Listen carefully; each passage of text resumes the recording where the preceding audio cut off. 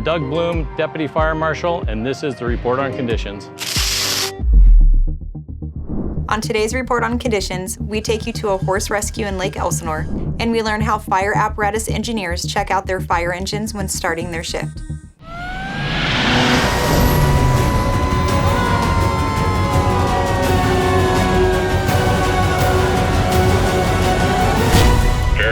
Engine 1 with Report on Conditions.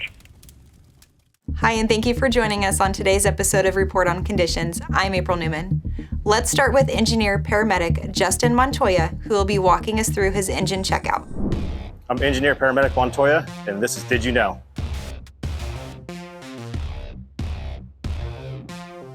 So you usually do it on your first day in, or every time you come onto a new piece of equipment. We start off by turning all the lights on, getting out, and doing a walk around. Visually inspect everything, make sure everything's where it's supposed to be on the outside. Check the air brakes, and then I'll start it up and make sure it recharges in the amount of time it needs. So what now I can do, since the engine's already running, I can check the pump. While doing that, I check all my caps, make sure they're tight, and they can also come off if needed, and I check the other ones on the other side too. When I tilt the cab, it exposes the motor. I can see everything on the motor. So I'm checking for any type of oil leaks, water leaks, just the condition of everything, if there's any broken or missing bolts. See, by crawling underneath it, it's a little bit easier to see some of the stuff from the bottom side. Typically you don't see. Now I know that everything is where it's supposed to be, nothing's broken, nothing's worn out. We can put the cab back down, and then we can check a few little other things and be done.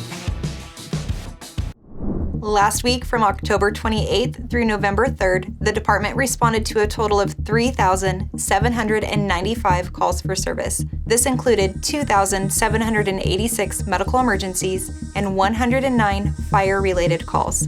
Here's a few highlighted incidents. At around 3 p.m. on Friday, November 1st, firefighters were called to a large animal rescue in the 25,000 block of El Toro Road in the unincorporated area of Lake Elsinore. The first arriving engine reported a horse that fell into a 20-foot well and was trapped. This prompted the incident commander to order a horse and animal rescue team from the City of Riverside's fire department. Fortunately, the horse was rescued and returned to the owners with no injuries.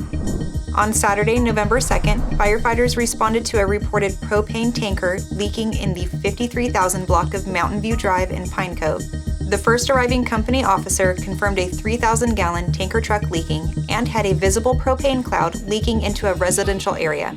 A shelter-in-place and evacuation orders were issued for residents along Walters Drive east of Highway 243. CAL FIRE Riverside County Fire Department's hazardous materials team was able to mitigate the leak after approximately 2 hours.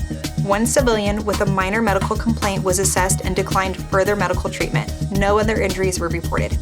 Just after 3:30 a.m. on Sunday, November 3rd, firefighters responded to multiple reports of a structure fire in the 20,000 block of Oleander Avenue in Mead Valley. The first arriving engine reported a double-wide modular home that was well involved with fire. Firefighters contained the fire to the main structure without additional damage to surrounding structures. The American Red Cross was requested for the 8 displaced occupants. No injuries were reported. This week's strong work goes out to the County of Riverside and the City of Paris. To meet the growing demand for emergency services, 2 new pieces of fire equipment have been placed into service in areas with significant increases in call volume. Patrol 59 will now serve the County of Riverside, which has experienced a 21% rise in emergency calls over the past 5 years. Meanwhile, Squad 101 will operate in the City of Paris, where emergency calls have increased by 14% in the same period. The addition of these units enhances the department's ability to deliver vital, advanced life support services, ensuring that the department can continue to meet the needs of the residents and communities it serves. Daylight saving time is right around the corner. Now is the perfect time to check and change the batteries in your smoke and carbon monoxide alarms. If you don't have smoke and CO alarms, now is the right time to buy them for your home and install them. Also, make sure you develop a fire escape plan and practice it. Children and the elderly are especially vulnerable to fires and carbon monoxide poisoning, so developing a plan and checking your alarms could give your family valuable time to escape. Check, change, practice. It's that simple. A friendly reminder from your friends at CPSC. That's all for this week's Report on Conditions. Follow your firefighters in action on our social media @CalFireRRU and stay up to date on incidents happening countywide.